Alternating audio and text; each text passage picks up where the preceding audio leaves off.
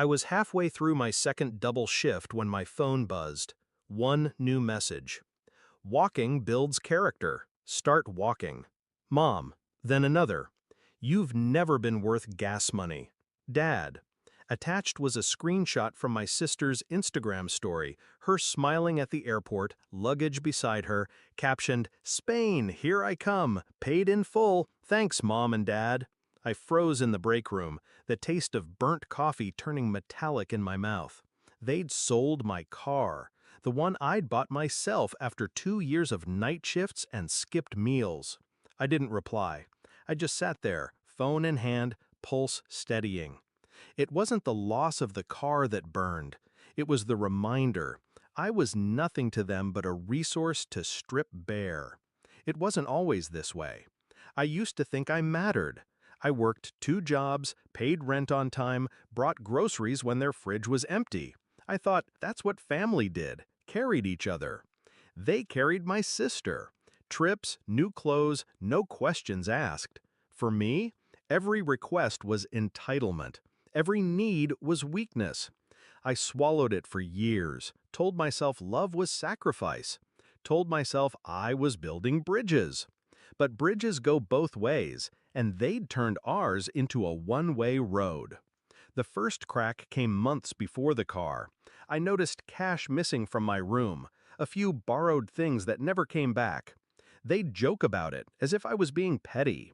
Then I overheard my mother telling a neighbor I was too stupid to manage money. The same week I'd covered her overdue bills.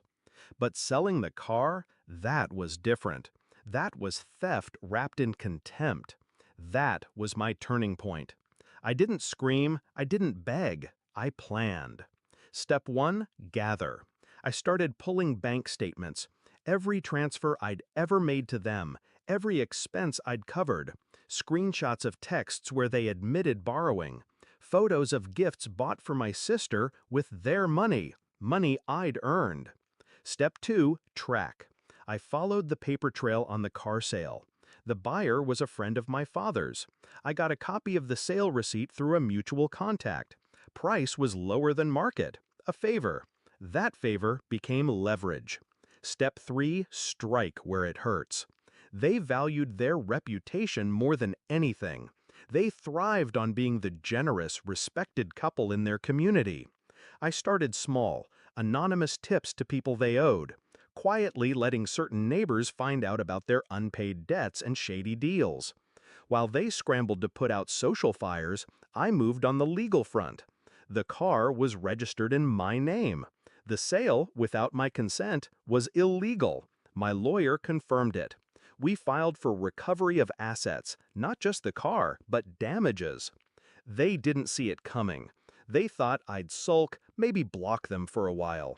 They didn't understand that silence from me was the sound of the ground shifting under them. 3 months in, their accounts were bleeding from lawyer fees. 4 months, and my father's friend, the car buyer, turned on them to save himself, giving us written proof they'd orchestrated the sale knowing it was stolen property. By month 5, the court froze their joint account pending resolution. Every payment they'd once made to me out of love was now evidence of financial dependence, strengthening my case for compensation. The confrontation came on the day of the final hearing.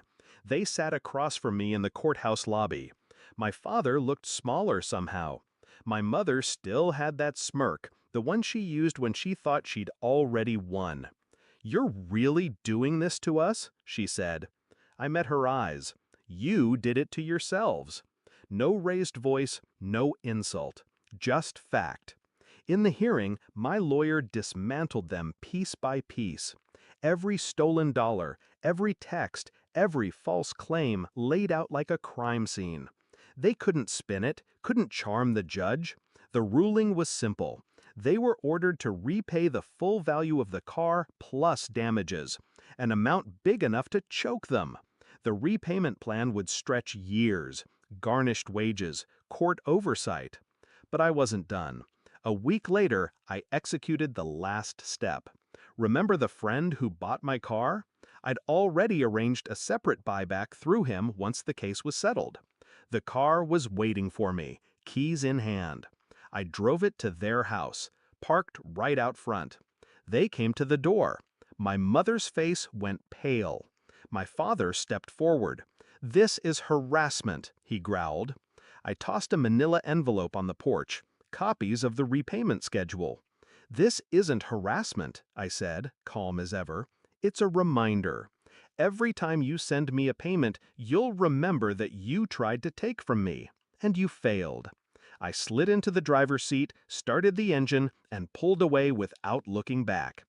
I still work double shifts sometimes, not because I have to, because I want to.